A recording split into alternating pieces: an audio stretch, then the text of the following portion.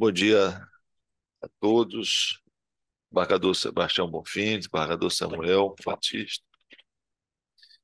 Em primeiro lugar, eu gostaria de fazer um agradecimento especial ao senhor, doutor Samuel, embargador Samuel, pelo fato de estar compondo aqui a nossa terceira Câmara Criminal. Espero que Vossa Excelência seja muito feliz aqui. Aqui é um ambiente de muita fraternidade, muita tranquilidade, e que nós, mesmo nas nossas divergências, que não são muitas, mas mesmo nas nossas divergências, nós mantemos aqui o bom relacionamento. Então, seja muito bem-vindo, sinta-se casa, a casa é sua. Graças a Deus, desde os tempos de serviço eleitoral, né? Sinta-se em casa. Serviço eleitoral com marca, isso foi bom, né? Doutora, Experiência é, gratificante. doutora Maria Luísa, senhores advogados, senhores servidores, declaro aberta a 29ª sessão da terceira Câmara Criminal, indagando aos pares se possui algum registro em relação à sessão anterior. Aprovado, senhor presidente. Então, declara a ata aprovada. Via de regra, nós seguimos a regra de dar preferência aos senhores advogados que pediram a sustentação oral, que já estão presentes no âmbito da sessão.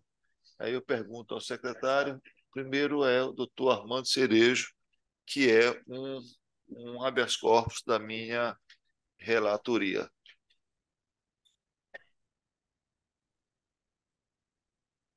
É o habeas corpus, é o, é o habeas corpus quinto da pauta, de número 081-7027-07. Farei um breve relatório apenas para colocar todos na mesma página.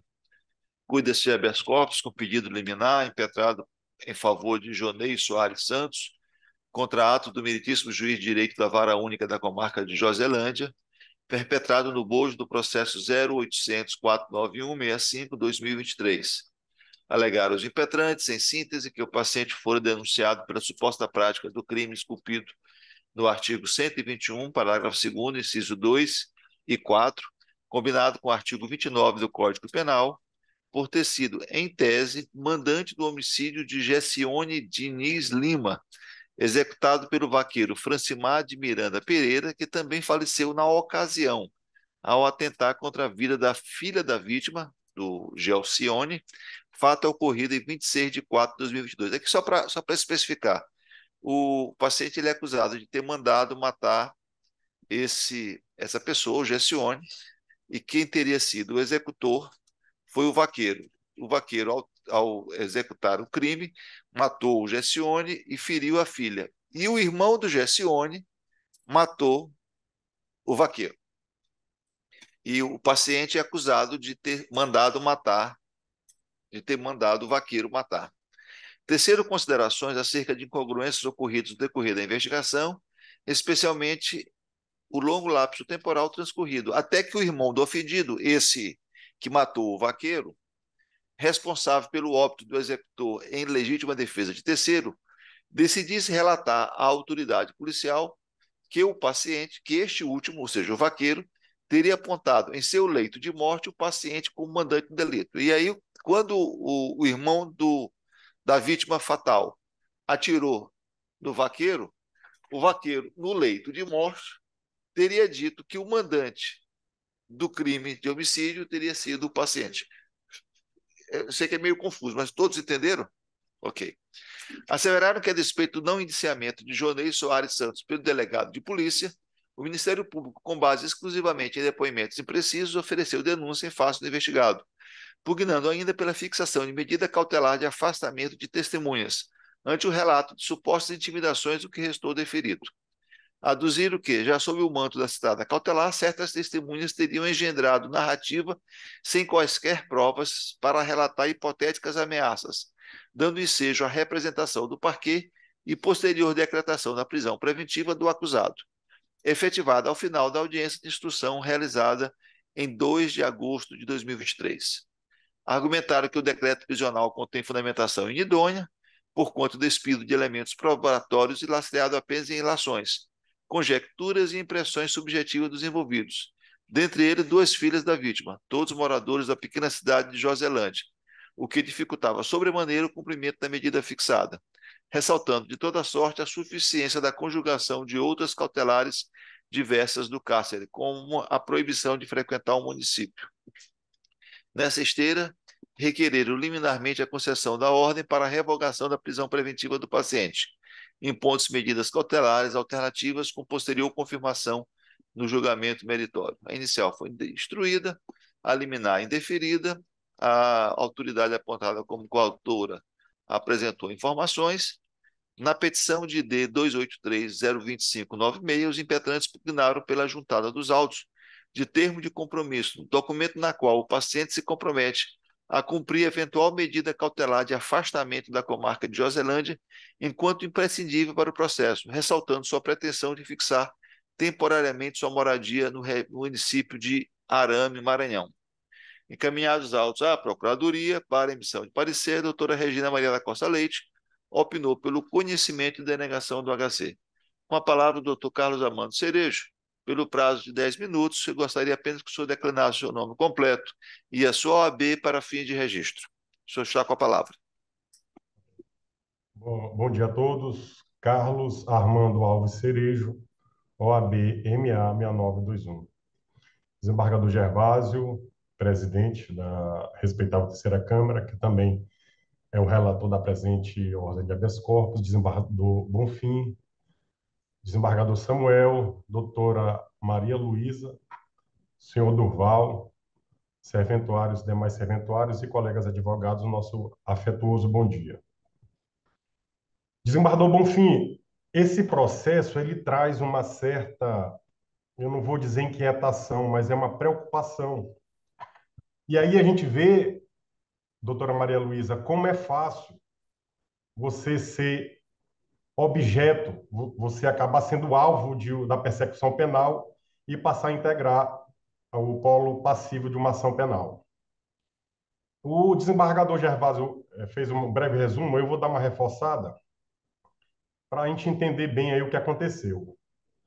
O que aconteceu foi que, supostamente, um vaqueiro teria matado, ceifado a vida do seu patrão, e aí estavam procurando o patrão na fazenda, junto com o vaqueiro, que estava ali procurando, encontraram o senhor Gessione morto. A filha, dona Tânia, acusa o vaqueiro de ter sido o autor do fato, oportunidade que parece que o vaqueiro tentou também ceifar a vida dela com um facão, e o seu George, que estava no local com uma arma, atirou no vaqueiro. 5 tiros, 2 na cabeça e 3 no corpo, de acordo com o exame de corpo de delito, o atestado de óbito que se encontra nos autos. 5 tiros. E aí, o que aconteceu? A dona Tânia, com a marca de facão no braço, vai para o hospital e o senhor George vai à delegacia e registra a ocorrência.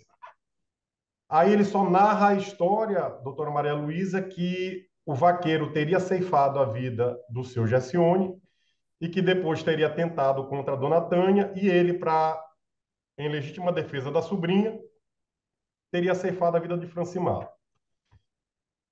Essa foi a única narrativa do fato, no dia dos fatos, dia 26 de fevereiro de 2022. Aí se passam 17 dias, desembargador Bonfim, 17 dias.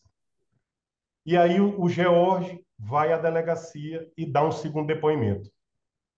Nesse segundo depoimento, ele pega e fala: olha, eu ocultei uma coisa no meu primeiro depoimento e eu estou querendo falar hoje. E aí ele pega e narra que esse fato que ele teria ocultado, não se sabe por quê. Aliás, ele disse que ele ia fazer uma investigação interna.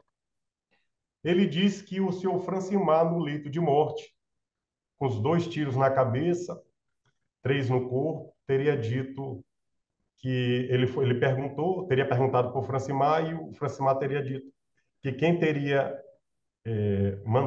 ordenado ele ceifar a vida do seu Gessione seria o doutor Jonei, que é o ora-paciente advogado. Sem qualquer investigação sobre os fatos, nenhuma investigação sobre os fatos. Inclusive, existiria uma investigação, uma prova material do desembargador Gervásio que poderia ter sido feita e não foi, porque disse o George ainda nesse depoimento que o filho do seu Gessione teria olhado o vaqueiro entrar em casa, em tese, depois de ter cometido o delito, e teria sua esposa mandado ligar para o ora-paciente, dando a entender que ele teria ligado para informar para o ora-paciente que teria ceifado a vida do seu Gessione.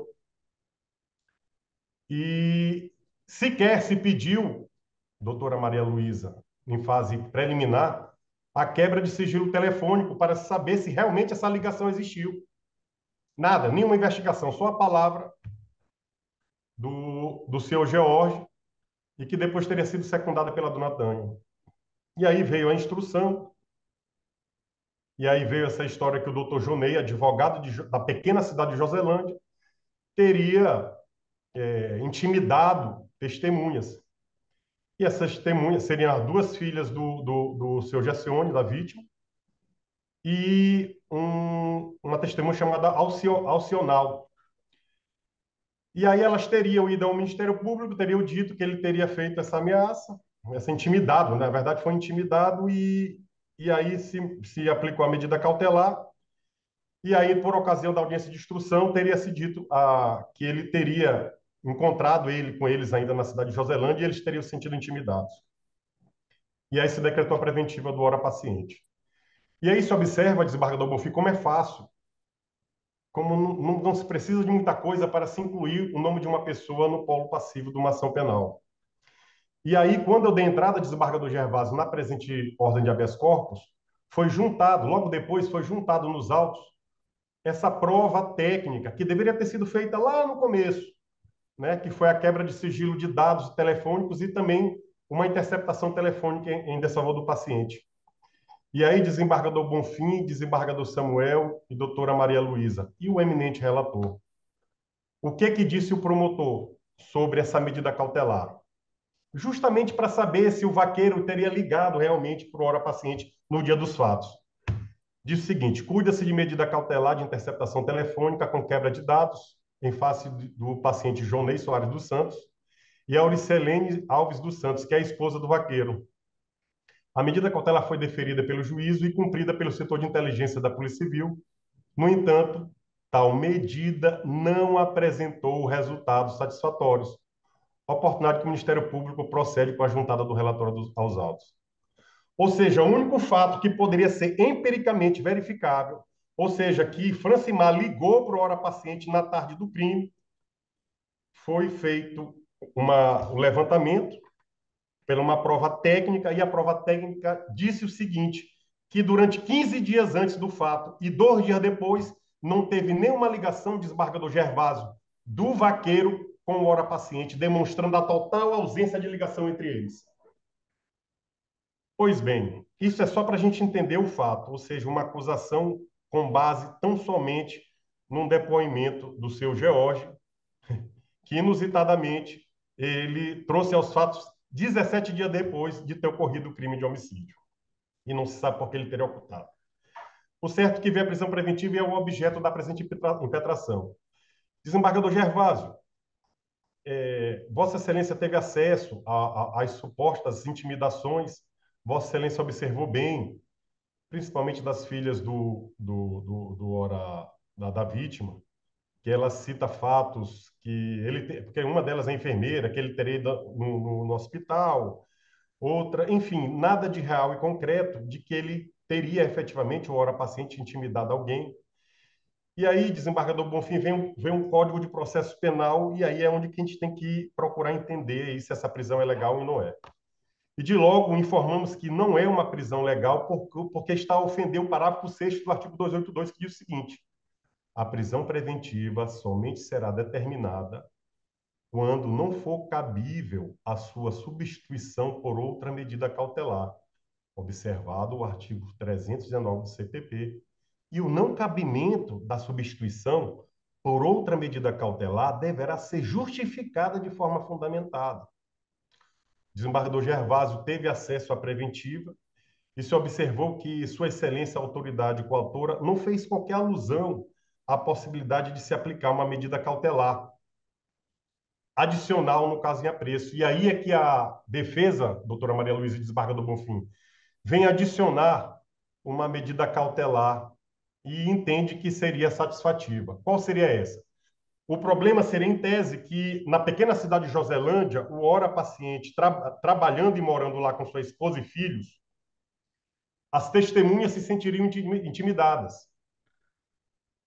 Então, qual seria a solução para isso? Trazida pelo artigo 319 do CPP.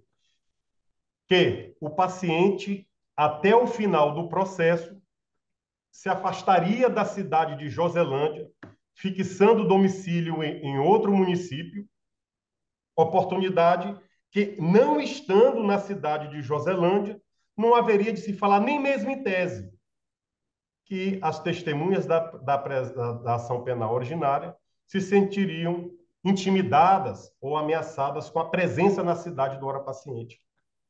E aí, desembargador Gervásio, é que nós temos certeza absoluta que a conjugação da medida cautelar do inciso 2º, que é essa que eu acabei de falar, que é a proibição de acesso ou frequência a determinados lugares, ou seja, afastamento da cidade de Joselândia, ela confere, ela torna perfeito o cumprimento da cautelar do inciso 3º, que é a proibição de manter contato com pessoas determinadas, no caso, as testemunhas. Então, Excelência, só para resumir, Obrigado. eu estou concluindo. O seu tempo está encerrado, eu lhe concedo aí 20 minutos, 20 segundos para o senhor concluir. Só para concluir, diante do exposto, a defesa oportuniza à respeitável terceira Câmara Criminal duas medidas cautelares que elas, utilizadas de forma conjugada, elas garantem a ordem pública, a instrução criminal e eventual aplicação da lei penal, razão pela qual, nos termos do parágrafo 6º do artigo 282 do CPP, requer seja feita a substituição. Muito obrigado. Agradeço, doutor Armando Cerejo. Passo ao... Perdão. Como se manifesta a ilustre procuradora? Bom dia a todos, senhores desembargadores, ilustre advogado, doutor Armando Cerejo, advogados presentes, senhores e senhoras que assistem essa sessão. Bom, presentes os pressupostos de admissibilidade do recurso, manifesta-se pelo conhecimento do presente uraite. Em caso, senhores, a defesa alega constrangimento ilegal ao fundamento de que ainda existem indícios mínimos de autoria delitiva constituídas em desfavor de Jonei Soares Santos e, além disso, sustenta que os relatos das testemunhas de acusação que supostamente se sentiram ameaçadas pelo ora paciente estão despidos de qualquer elemento de prova material, tais como vídeos, gravações ou mesmo qualquer testemunho de outra pessoa que tenha visto ou ouvido sobre as alegadas intimidações. Argumento impetrante que o ora paciente errou ao permanecer no pequeno município de Joselândia quando intimado sobre as medidas cautelares de afastamento das testemunhas, o qual deveria, por se tratar de uma cidade pequena, ter pedido permissão ao juízo impetrado para se mudar para uma outra cidade, vez que a probabilidade de encontrar alguma testemunha fortuitamente naquela cidade era bastante alta. Com base nestes argumentos, a defesa aduz que não estão presentes os requisitos autorizadores para respaldar o decreto prisional em desfavor do ora paciente, assim como destaca que existem outras medidas cautelares satisfativas, que podem, em conjunto, garantir a ordem pública e a conveniência da instrução criminal. Segundo o impetrante, a cautelar para que as testemunhas de acusação fiquem afastadas do paciente Jonei era impedir que este frequentasse o município. Extrai-se dos autos que o ora paciente foi denunciado pela prática do crime previsto no artigo 121, inciso 2 do Código Penal, contra a vítima Gessione Diniz Lima, fato ocorrido em 26 de abril de 2022. Por ocasião da deflagração da ação penal, o membro do parquê de primeira instância arrolou como testemunhas a senhora Tânia Lima, George Diniz, Rosiana da Silva, Hamilton Diniz, José Valdicassiano, Orleães Carvalho, Gabriel Oliveira e Alcionaldo Alves. Consta dos autos que o paciente teria efetivamente intimidado as testemunhas de acusação, procurando-as em seu endereço e adotando um comportamento ameaçador, inclusive utilizando-se de terceiro para persegui-las, motivo pelo qual o promotor de justiça, com atuação na comarca de Joselândia, requereu a adoção de medidas cautelares visando a proteção destas testemunhas, cujo requerimento foi deferido pelo magistrado nos seguintes termos. Disse o magistrado: concedo as medidas de proteção de urgências requeridas. Em razão disso, fica o representado Jonei submetido às seguintes medidas. Fica proibido de aproximar-se de qualquer testemunha indicada pelo Ministério Público, mantendo-se uma distância mínima de 500 metros de cada uma delas e de seus parentes, da casa delas e do local de trabalho. Proibição de contato, comunicação com qualquer testemunha, seja por aplicativo de mensagem, telefone ou mesmo por terceiro. E mais, fica advertido que o descumprimento destas ordens poderá resultar em sua prisão preventiva. O ora paciente tomou ciência desta decisão em 15 de maio de 2023, contudo, em 25/7/2023, a testemunha Alcionaldo Alves compareceu perante a autoridade policial e também perante a Promotoria de Justiça, onde informou que o paciente o teria ameaçado, descumprindo, portanto, as medidas cautelares impostas anteriormente. De igual maneira, as filhas da vítima, a senhora Tânia da Silva Lima e Rosiana da Silva Lima, narraram também outras situações que se sentiram intimidadas pelo ora paciente.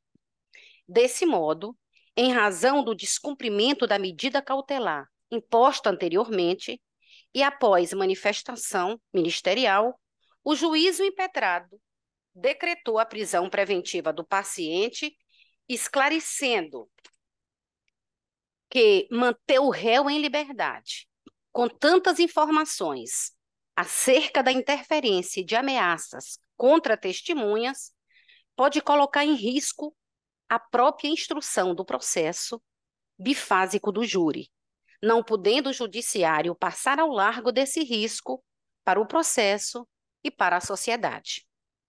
Desta feita, diante da leitura detida da supracitada decisão, esta Procuradoria de Justiça Criminal não vislumbra nenhuma ilegalidade patente por violação ao artigo 93, inciso 9 da Constituição Federal, vez que o juízo da comarca de Joselândia apontou, dentro do seu convencimento, os indicativos de autoria e materialidade delitivas, além dos motivos ensejadores da custódia cautelar, consignando, portanto, que o ergástulo provisório de Jonei Soares é necessário para a garantia da ordem pública e para assegurar a aplicação da lei penal. Ressalte-se ainda que, por ocasião da audiência de instrução realizada, senhores, no dia 2 de agosto de 2023, agora recentemente, as testemunhas Alcionaldo e Gabriel reafirmaram perante o juiz o descumprimento da medida cautelar por parte do ora paciente.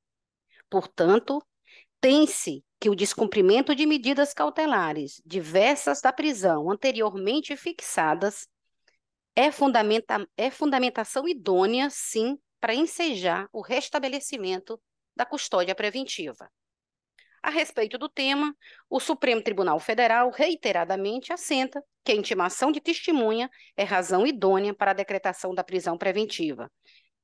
Esse é no habeas corpus 11.8710, cujo relator foi o ministro Roberto Barroso.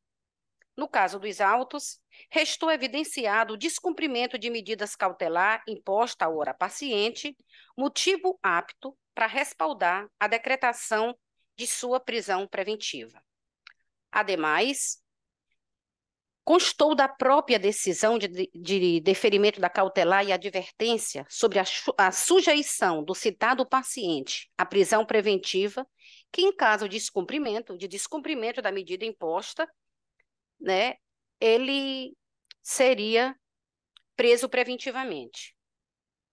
Acrescenta-se também, senhores desembargadores, que o paciente Jonei Soares Santos é advogado e, como tal, ele tinha pleno conhecimento da consequência dos seus atos. Assim, estando presente a necessidade concreta da manutenção da custódia cautelar do ora paciente, torna-se inviável a aplicação das medidas cautelares diversas da prisão. Em sendo assim, manifesta-se o órgão ministerial de segunda instância pelo conhecimento e denegação da presente ordem. É o parecer, excelências.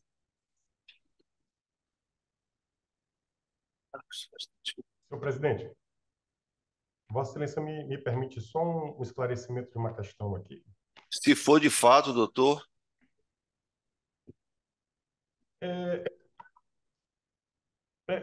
Ela é um pouco de direito, mas... Então, doutor, então, nesse caso, o senhor já teve a oportunidade. Tá bom, tá bom, tá bom. Agradeço. Bem, passo ao voto.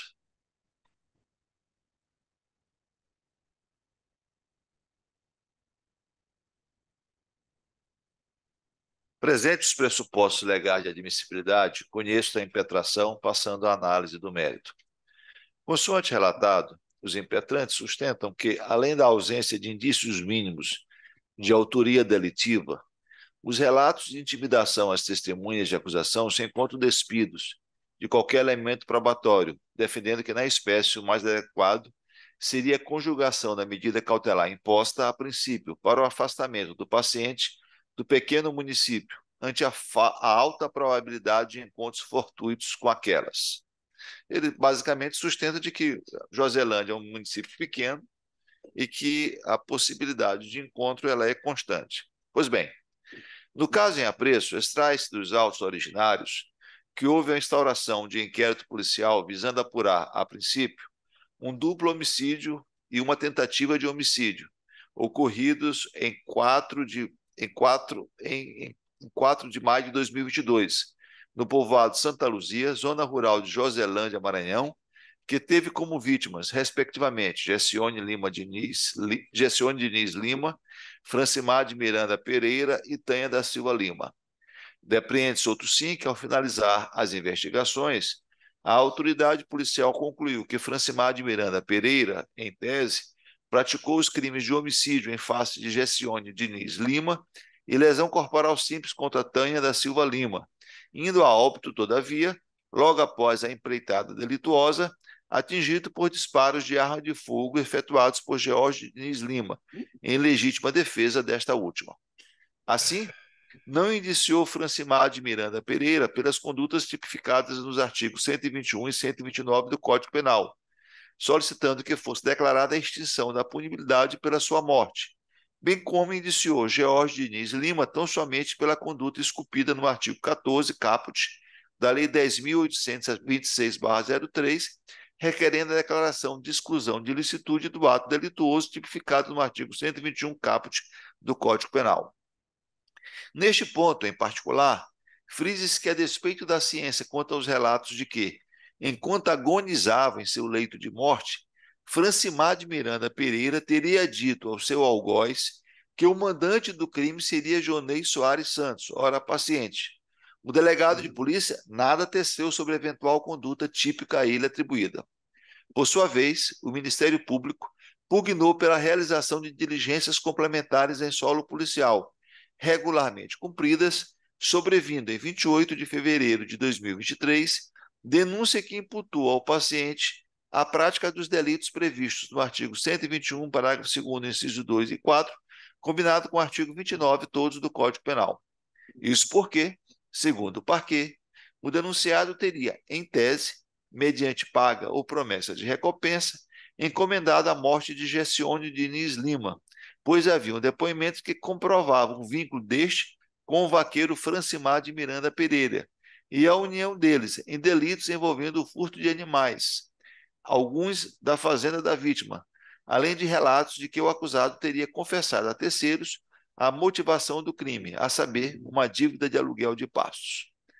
Recepcionada a peça exordial em 6 de 3 de 2023, a ação penal transcorria regularmente, até que, em 12 de maio de 2023, após declarações de algumas testemunhas, de que algumas testemunhas estariam se sentindo ameaçadas pelo comportamento do paciente, o órgão ministerial representou pela concessão de cautelares, visando preservá-las, aos quais foram deferidas no dia seguinte, no bojo do processo número 0800-491-65-2023.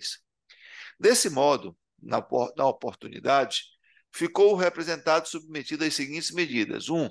Proibição de aproximar-se de qualquer das testemunhas indicadas pelo Ministério Público, mantendo-se uma distância mínima de 500 metros de cada uma delas e de seus parentes, da casa delas e do local de trabalho delas. E 2.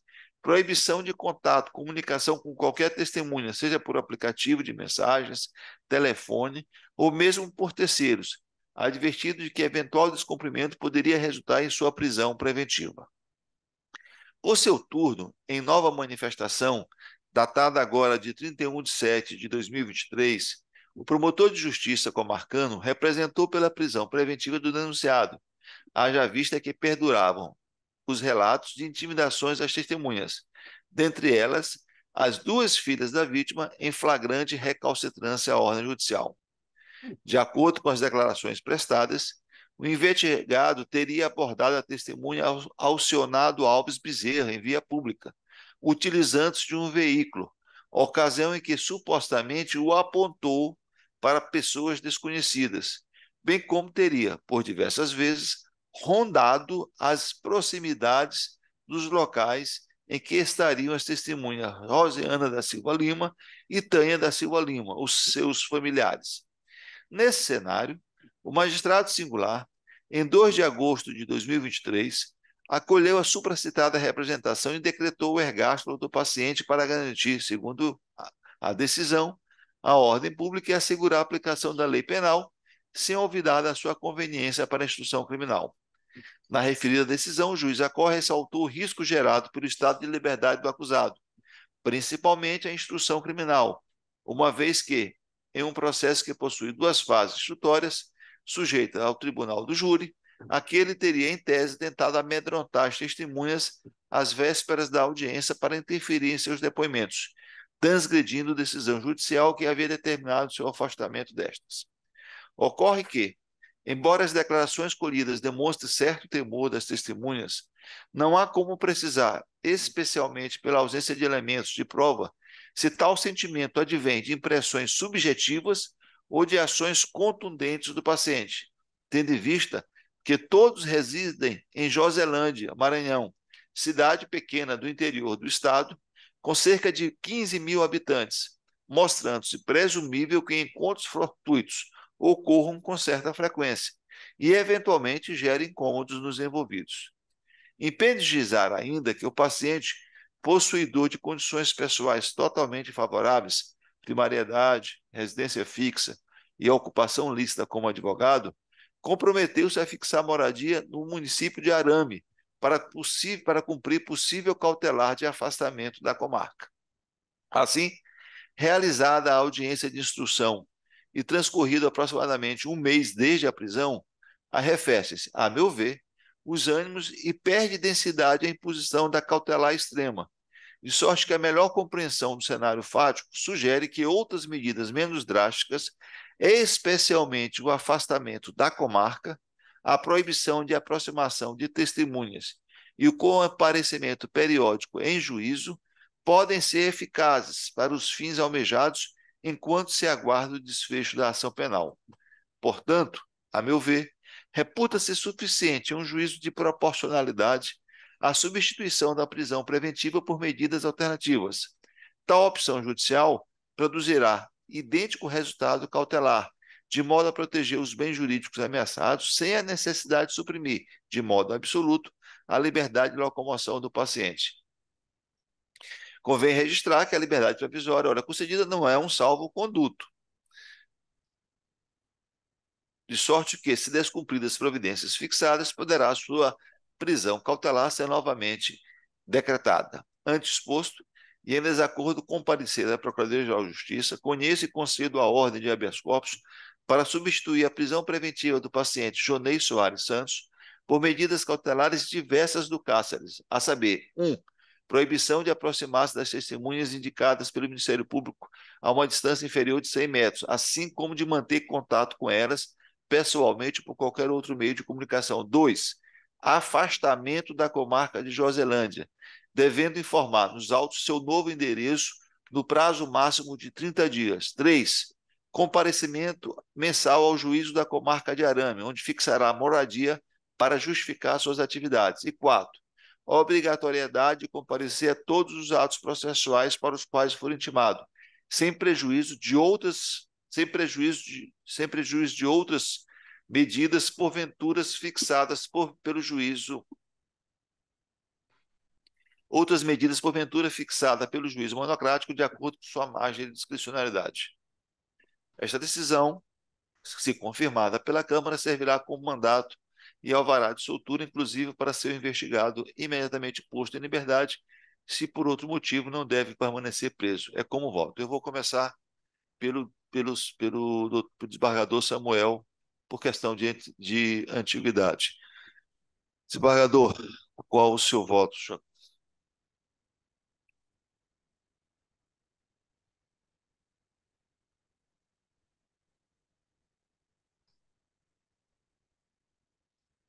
Desembargador Gervásio, eu vou acompanhar o voto de Vossa Excelência, embora eu estivesse aqui um tanto cauteloso, mas levando em consideração o que foi exposto pela defesa, o fato de uma solicitação de que o paciente se ausente do lugar onde aconteceu o crime.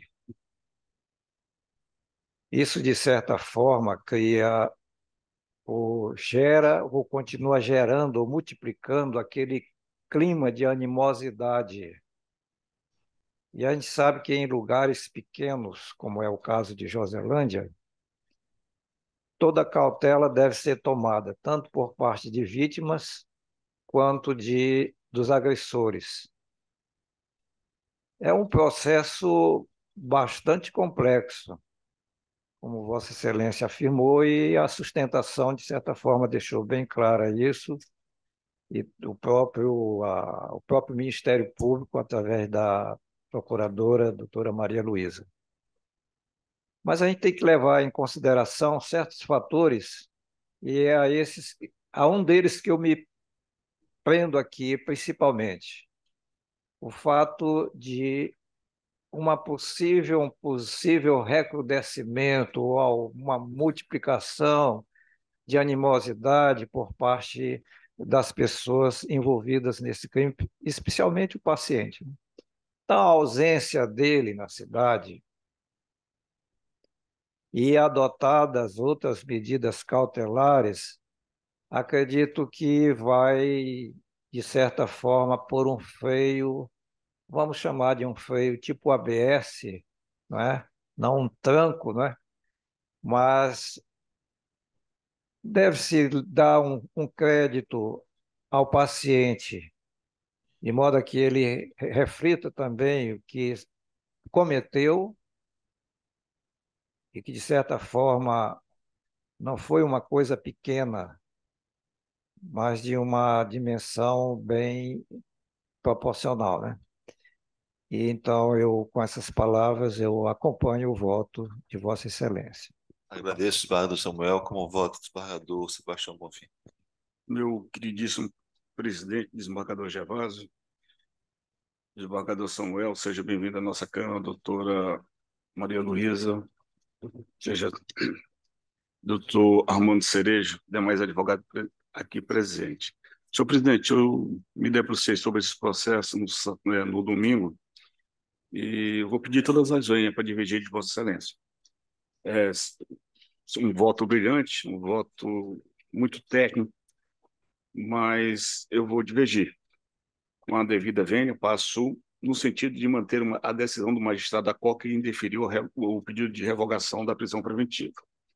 No presente caso, o paciente foi preso no dia 2 de agosto de 2023, após decreto de prisão preventiva da autoridade coatora, em razão de ter descumprido a medida cautelar de afastamento da testemunha, após depoimento prestado na sede de audiência de instrução e julgamento, em que relataram que o paciente continuava as intimidando e a perseguindo, às vezes utilizando-se de uma terceira pessoa. Vejamos, a testemunha Acionaldo Alves Bezerra disse em duas diferentes ocasiões foi perseguido e ameaçado pelo paciente, o qual lhe olhou e lhe chamou de pilantra, além de ter ameaçado, conforme abaixo transcrito. E aqui transcrevo, peço para não ler, todo o depoimento do senhor Acionaldo, que diz o seguinte, eu devo uma parte dele aqui, que em seu deslocamento nas proximidades do posto do Rejamos, assim conhecido, avistou um veículo de cor vermelha que era conduzido pelo senhor conhecido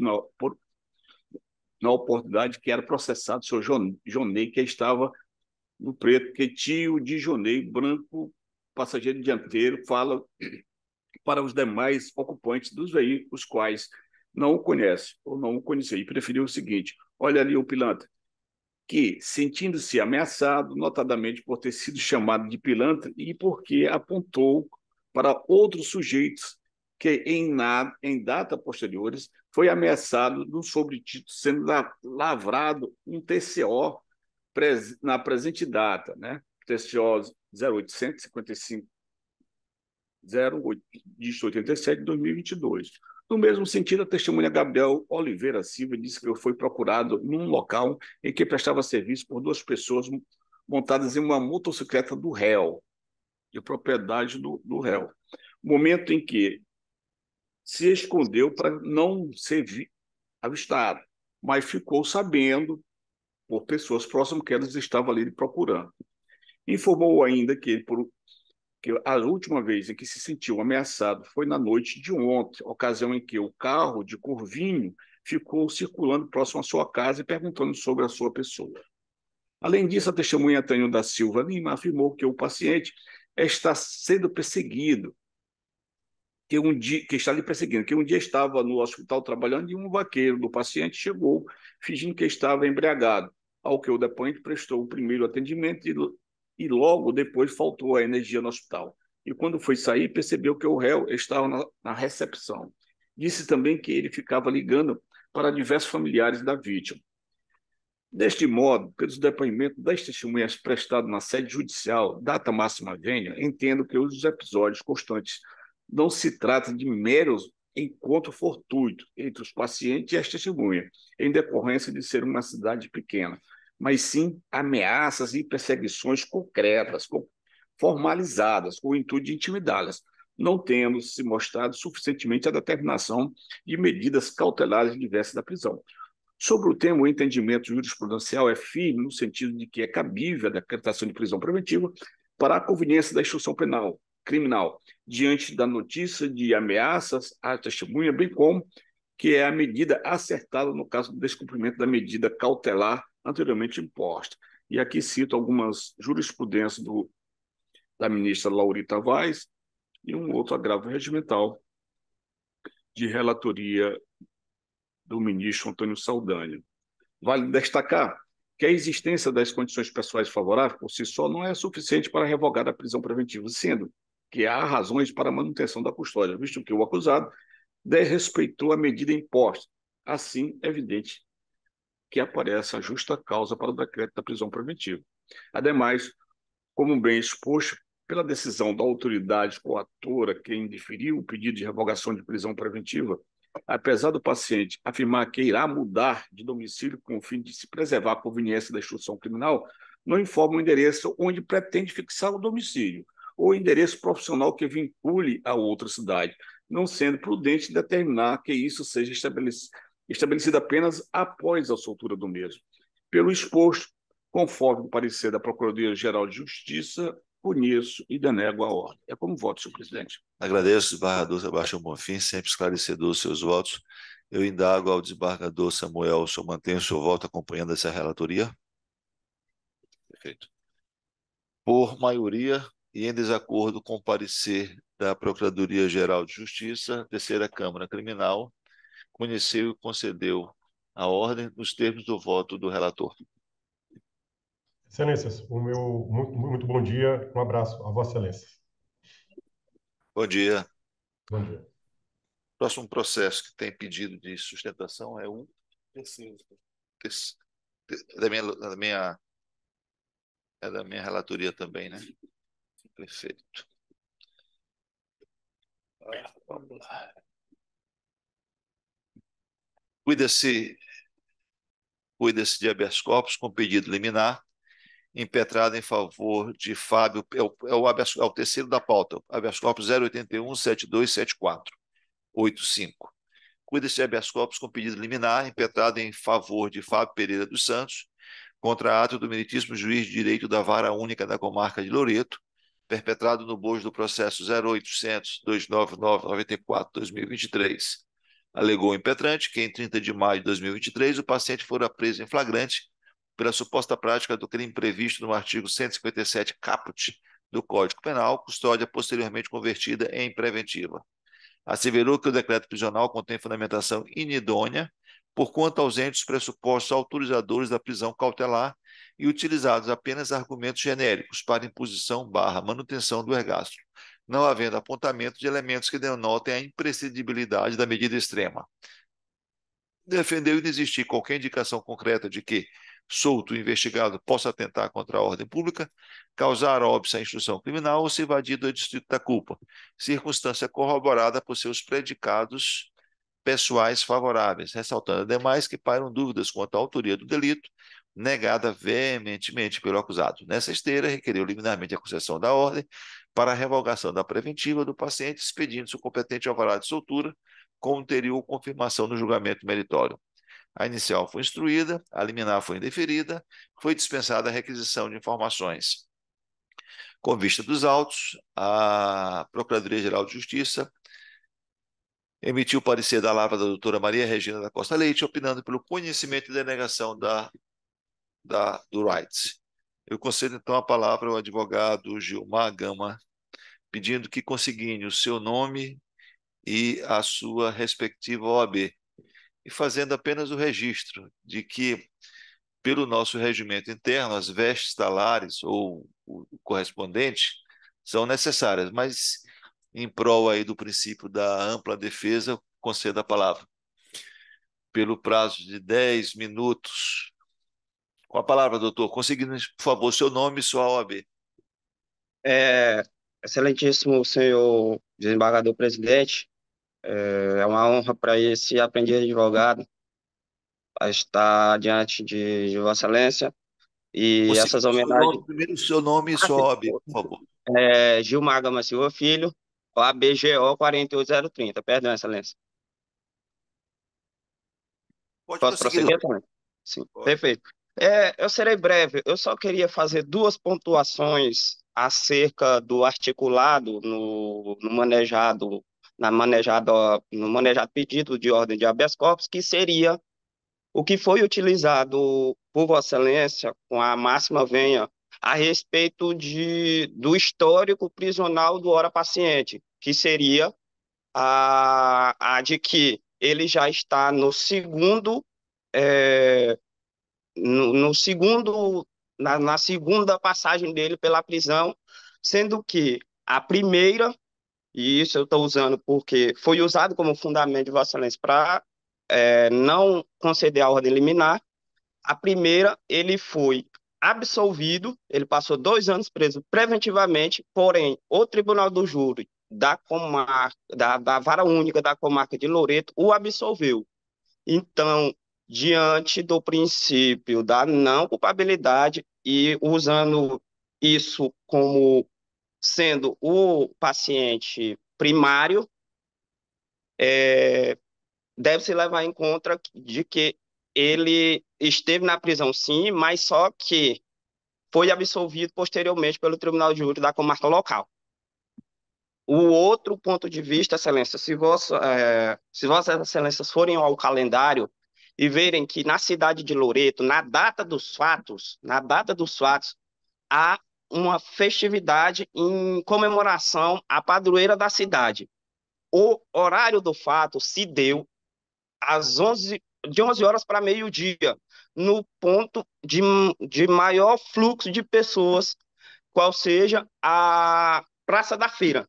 E a investigação não trouxe, em nenhum momento, qualquer indício ou qualquer testemunho que pudesse corroborar com hoje essa até ação penal que já está em curso. Então, falta, diante do já articulado e diante do que tudo mais consta no processo, não há indício de autoria, não há indício de materialidade. Serei breve, Excelências, e encerro por aqui. Muito obrigado. Agradeço, doutor. Como se manifesta, a Procuradoria mantém um parecer? Os indícios que estão presentes, todos os requisitos ensejadores da prisão preventiva da hora paciente, o perito libertati, o fulus comissivo delite, manifesta-se o Ministério Público pela denegação da ordem, nos termos do parecer.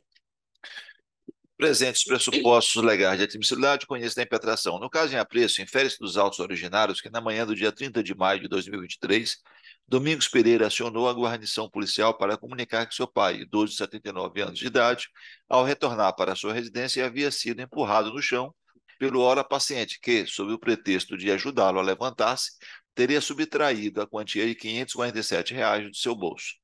Consta ainda que os agentes de segurança realizaram rondas ostensivas nas imediações e, durante a tarde, lograram êxito em localizar Fábio Pereira dos Santos, o paciente, que, não obstante tenha negado veementemente a autoria do delito, estava em posse da quantia de R$ 120,25, dando ensejo à sua condução à delegacia de polícia para adoção das providências cabíveis. Por sua vez, ao receber a comunicação da captura do paciente, o magistrado singular afirmou a necessidade de homologação da prisão em flagrante e conversão em ergástulo preventivo para resguardar a ordem pública, evitando-se a reiteração delituosa, bem como para assegurar a aplicação da lei penal.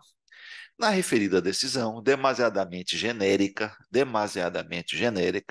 o juiz Acó se limitou a mencionar a gravidade do fato narrado, destacando, ademais, o grande abalo e temor da sociedade de Loreto, Maranhão, relacionados a crimes da espécie, principalmente por destoar da realidade da comarca.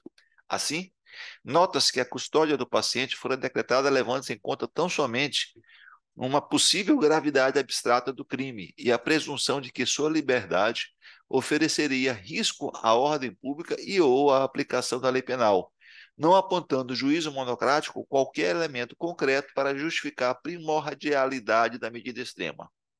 No entanto, consoante precedentes do STJ, a mera indicação de circunstâncias que já são elementares do crime perseguido, nada se acrescentando de riscos casuísticos ao processo ou à sociedade, não justifica o encarceramento cautelar e também não serve de fundamento à prisão preventiva à presunção de reiteração criminosa dissociada do suporte fático. RHC 63254, Rio de Janeiro, relatoria Nef Cordeiro.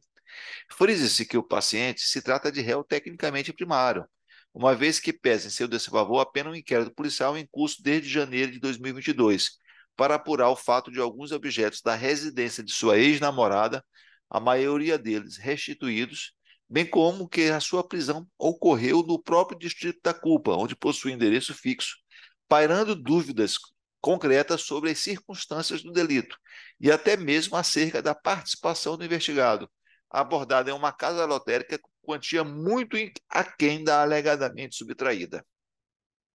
Impende Gisaltro sim que a alegada violência sofrida pela vítima, sequer mencionada no decreto prisional, também não seria suficiente por si só para revestir o crime de gravidade, que extrapola a conduta contida no próprio tipo penal, sobretudo porque, segundo o exame de corpo de delito, O ofendido sofreu lesões leves, que não resultaram em incapacidade para as ocupações habituais por mais de 30 dias. Portanto, apesar da reprovabilidade social do comportamento atribuído, mostra suficiente um juízo de proporcionalidade, a meu ver, a substituição da prisão preventiva por medidas alternativas. Tal opção judicial produzirá idêntico resultado cautelar, sem a necessidade de suprimir, de modo absoluto, a liberdade de locomoção do paciente. A propósito, em situação semelhante à dos presentes autos, o STJ já teve a oportunidade de se manifestar, corroborando o entendimento acima delineado. E aí transcrevo decisão nesse sentido. Destarte, as especificidades do caso concreto demonstram a suficiência, adequação e proporcionalidade da imposição de medidas alternativas menos gravosa do que a prisão, sendo imperiosa a concessão da ordem. Ante exposto, e em desacordo com o parecer da Procuradoria-Geral de Justiça, conheço e concedo a ordem de habeas corpus para substituir a prisão preventiva do paciente Fábio Pereira dos Santos, por medidas cautelares diversas do cárcere, a saber: 1. Comparecimento mensal em juízo para justificar suas atividades. 2. Proibição de ausentar-se da comarca por mais de 8 dias sem autorização judicial. E 3. Obrigatoriedade de comparecer a todos os atos processuais para os quais for intimado, sem prejuízo de outras, porventura, fixadas pelo juízo monocrático, de acordo com sua margem de discricionalidade. Essa decisão servirá como mandado e alvará de soltura, caso confirmada por esta Câmara, inclusive para o fim de ser investigado e imediatamente posto em liberdade, se por outro motivo não deva permanecer preso. É como voto e indago ao desembargador Samuel como vota Sua Excelência. Vossa Excelência. Eu acompanho Vossa Excelência. Como vota o desembargador Sebastião Bonfim. Senhor presidente, nenhuma dúvida, acompanho Vossa Excelência. Por unanimidade, a terceira Câmara Criminal, e em desacordo com o parecer da Procuradoria-Geral de Justiça, conheceu e concedeu a ordem nos termos do voto do relator. Concluídas as sustentações orais, eu informo à Câmara que o primeiro processo de apelação criminal, que é de minha relatoria, face à ausência do advogado, eu estou retornando para a sessão virtual. Tá? E aí, então, o próximo processo é de sua relatoria, desembargador Sebastião Bonfim. Eu lhe passo a palavra. Senhor presidente, senhor desembargador Samuel, doutora Maria Luísa, essa apelação, são 5 apelações num processo só, né? E aí o querido advogado já estava na pauta virtual, pediu, destacou para que viesse fazer a sustentação oral, e eu vou pedir, venha para retornar para a pauta virtual, e até porque são quase 100 páginas, né? de coisa. São 5 apelações no mesmo processo. Eles pediram, destacaram, queriam fazer a sustentação, a gente trouxe, né? Perfeito. Mas, já que não estão aqui, vamos retornar à pauta virtual. Perfeito. Então, o próximo processo é o 4º processo, é o habeas corpus 081-637672, também de sua relatoria, desembargador.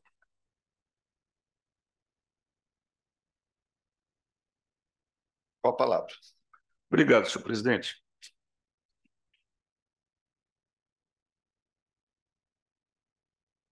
Senhor presidente, senhor desembargador Samuel, doutora Maria Luísa, trata-se de habeas corpus, pedido liminar impetrado pelo advogado Félix Damasceno da Cunha Costa, em favor de Edmilson Fernando Azevedo dos Santos, contra ato do juiz de direito da 4ª Vara Criminal do Termo Judiciário da Comarca de São Luís, Maranhão.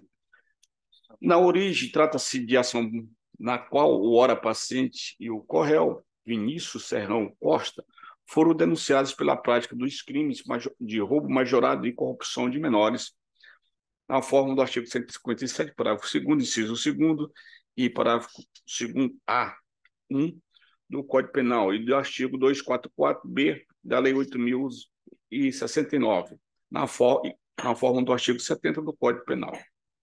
Depende-se dos autos que no dia 25 de março de 2023, por volta de 21h30, o paciente em unidade de designo com o corréu Vinícius da Costa e com o menor e um 4º indivíduo não identificado abordaram a vítima Rafael Randolfo Ferreira Carvalho quando estava chegando na sua residência a bordo de seu veículo. Ato contínuo, utilizando-se da grave ameaça exercida pelo emprego de arma de fogo, teriam feito a vítima acompanhá-los ao interior da casa, onde subtraía os aparelhos celulares de 5 pessoas que lá se encontravam, além de 2 televisões, e empreendendo fuga logo em seguida, utilizando o veículo da vítima. Consta ainda que, após a vítima noticiar o fato à autoridade policial e apresentar a localização do veículo, logrou-se êxito na captura do paciente e do Correio Serrão e do menor, os quais ainda estavam na posse da res fustiva. Durante a audiência de custódia realizada no dia 26 de abril de 2023, a prisão em flagrante do paciente foi convertida em preventiva, sob o fundamento de garantir a ordem pública e evitar a reiteração criminosa. Na presente impetração, o paciente argumenta, em síntese, que o decreto que impôs a cautelar não apresentou elementos concretos a justificar a segregação, afirmando ser carente de fundamentos e desproporcional à medida, deixando de observar o disposto no artigo 302 do Código de Processo Penal. Alega outro, sim, ofensa ao princípio da homogeneidade, pois entende que a prisão preventiva impõe regime mais gravoso do que aquele que seria aplicado em caso de eventual condenação. Assim, requer liminarmente no meta a concessão da liberdade provisória ao paciente, mediante imposição de medidas cautelares previstas no artigo 319 do Código de Processo Penal. Recebidos os autos, não se conheceu do habeas corpus, porquanto ausentes documentos mínimos necessários ao exame do pleito. O impetente, por sua vez, formulou um pedido de reconsideração, pretendendo o reconhecimento do mandado. Na oportunidade, anexou a documentação que entendeu pertinente à análise do caso. Acolhido o pedido, o pleito liminar foi analisado e indeferido a liminar, conforme decisão residente no ID 2820-9362. A Procuradoria-Geral de Justiça, em parecer da lavra da eminente procuradora Regina Maria da Costa Leite, opiniou pelo conhecimento da negação da ordem pleiteada. É o relatório, senhor presidente. Agradeço, desembargador Bonfim. Como se manifesta a Procuradoria? Mantém um parecer? Pode prosseguir, desembargador. Senhor presidente, presente os pressupostos de admissibilidade, conheço do habeas corpus. Conforme relatado, o cerne da presente impetração, sim, na questão controvertida relativa à presença dos requisitos autorizadores da prisão preventiva. Destaco, nesse sentido, que os fundamentos utilizados pela autoridade indigitada, coatora, não apontam elementos concretos que justifiquem a medida, alegando ainda que o gasto se mostra desproporcional, pois impõe ao paciente regime mais gravoso do que aquele que seria aplicado em caso de eventual condenação. Bem analisados os termos opostos na exordial deste HC, conclui que a pretensão nele ventilada não merece acolhida nesta sede, conforme passarei a demonstrar. Conforme se sabe, a validade dessa agregação preventiva está condicionada à fundamentação da decisão que a decretou, a qual deverá ser amparada em uma das mais hipóteses previstas no artigo 302 do Código de Processo Penal, revelando-se indispensável a demonstração do perito de liberdade. Não se desconhece o caráter excepcional dessa modalidade de reconhecimento cautelar, que encontra as suas balizas interpretativas delineadas pelos restritos pressupostos do referido artigo da Lei Processual Penal. Ocorre, todavia, que, ao contrário do que alega o impetrante, a decisão apontada como ato coator indica de forma clara a presença dos requisitos autorizadores do desgaste cautelar, dando destaque, além dos modos operantes empregados na prática delitiva, a necessidade de impedir a reiteração criminosa, evidenciada pelos fatos do paciente ser envolvido em outros delitos quando estava no gozo de liberdade provisória concedido nos autos do processo 0800-856-9069-2023, no qual lhe é imputada a prática do mesmo tipo penal apurado nos autos originários deste habeas corpus, pouco majorado. Nesse sentido, vale a transcrição dos trechos das razões expossadas pelo juízo preventivo. E aqui cito alguns fatos que o juiz cita na sua decisão. Verifica-se ainda que a conduta que em consulta o jurisconsulto de CIS e as condições pessoais do autuado, Helenilson Fernando Azevedo dos Santos, possui registros criminais nos autos do processo 0800-856-69, Central de Inquérito pela prática de crime do artigo 157. E aqui cito mais outros. Assim, Ao analisar os fundamentos da custódia cautelar, verifica que não existe constrangimento ou coação ilegal a ser reconhecida.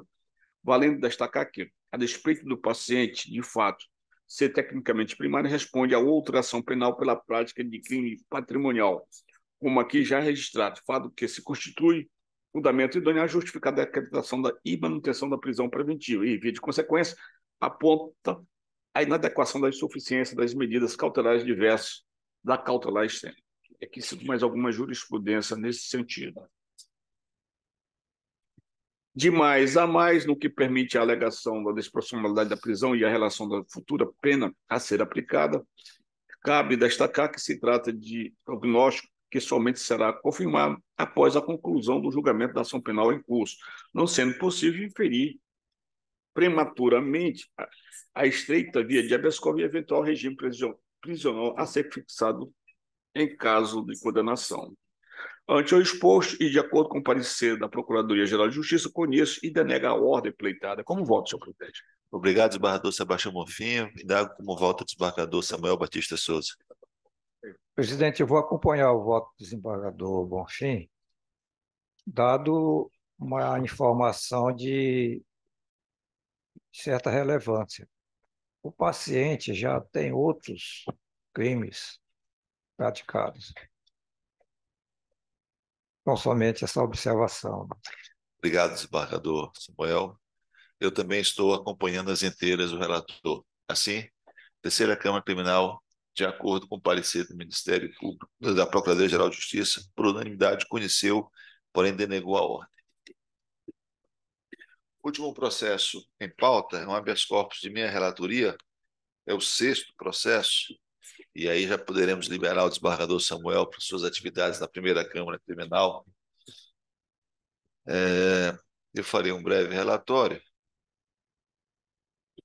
Cuida-se de habeas corpus com pedido liminar, impetrado em favor de Maicon de Souza Salles, contra ato da meritíssima juíza de direito da Vara da Comarca de Grajaú, perpetrado no bojo do processo 080-198739, 2021, alegou impetrante, em síntese, que o paciente fora denunciado pela suposta prática dos crimes culpidos no artigo 121, parágrafo 2º, inciso 1, 4, 6, parágrafo 7º, inciso 1, combinado com o artigo 121, parágrafo 2º, inciso 3 e 5º, e artigo 14, inciso 2, ou seja, tentativa de homicídio, feminicídio, a vítima estava grávida, e tentativa de homicídio contra o irmão da vítima fatal. Fatos ocorridos em 1º de agosto de 2021, havendo desde a fase policial a decretação de sua prisão preventiva. Asseverou que, após regular trâmite processual, sobreveio sentença de pronúncia nos termos da peça acusatória, oportunidade em que negada ao investigado, sem fundamentação adequada, na visão do impetrante, o direito de recorrer em liberdade, em nítida violação ao princípio da presunção de inocência. Argumentou inexistir qualquer indicação concreta de que solto o acusado venha oferecer risco à ordem pública, causar óbice à instrução criminal ou se evadir do distrito da culpa, o que poderia ser corroborado pelo comportamento adotado no decorrer do processo e por seus predicados pessoais favoráveis. Assim, requereu liminarmente a concessão da ordem e a sua manutenção quando o julgamento do mérito. A liminar foi indeferida, dispensada a requisição de informações, com vista dos autos, a Procuradoria-Geral de Justiça, para emissão de parecer, a doutora Maria Luísa Ribeiro Martins, aqui presente, opinou pelo conhecimento e denegação da ordem. Na petição de D, o impetrante tornou a reforçar os argumentos tecidos, reiterando os pedidos formulados na inicial. Esse é o relatório, não há sustentação oral. Indago ao Ministério Público se mantém o parecer. Eu estou também, e aqui basicamente fazendo um resumo, estou acompanhando, estou seguindo a linha firmada pelo parecer da ilustre Procuradora de Justiça, a doutora Maria Luísa. E por quê? Considerando que, primeiro se trata de um feminicídio, a vítima estava grávida, 4 meses, e depois, ao concluir o delito, como o delito foi assistido pelo irmão da vítima, ele então tentou matar o irmão da vítima, e 13 anos, e por eventual e por sorte, fatores alheios à vontade do paciente, ela não veio a falecer. Basicamente, sustenta o impetrante que não teria havido fundamentação na sentença de pronúncia que manteve o ergástulo preventivo. Sucede que a própria juíza ela utilizou a fundamentação anterior. É o que se chama de fundamentação per relatione, que o Supremo Tribunal Federal e o Superior Tribunal de Justiça já entenderam as inteiras de que não há necessidade, de que ela é válida. De maneira que, por essa razão, e verificando que estão presentes os requisitos para a manutenção da preventiva, eu estou acompanhando integralmente o parecer ministerial, conhecendo da ordem, porém a denegando. E aí pergunto como vota o desembargador Samuel Batista Costa. Acompanho o voto de Vossa Excelência. Desembargador Sebastião Bonfim. Senhor presidente, não nenhuma dúvida de acompanhar Vossa Excelência e, como diz, usando a sua jurisprudência, um bom final de semana, né? Que começará mais cedo, mas aqui é a regra, essa. A terceira Câmara Criminal, por unanimidade, de acordo com o parecer da Procuradoria-Geral de Justiça, conheceu e denegou a ordem nos tempos do voto do relator. Então, eu queria, declarando encerrada a sessão, agradecer a participação do desembargador Samuel. Muito obrigado. Espero que o senhor, esses 30 dias que o senhor responderá aqui, que o senhor se sinta bem-vindo, bem acolhido, e nós estamos felizes, realmente muito felizes com a sua participação. E, não havendo mais nada a tratar, eu declaro encerrada a sessão, desejando a todos um excelente final de semana. Porque eu agradeço pela acolhida. A nossa sessão é segunda-feira, então a gente... Eu estou dizendo aqui, Bofi, que é madrugada de segunda-feira. Mas essa é a desvantagem. A vantagem é que a gente já deseja um bom final de semana. Também, já desejo um bom final de semana a todos. Só que amanhã eu tenho.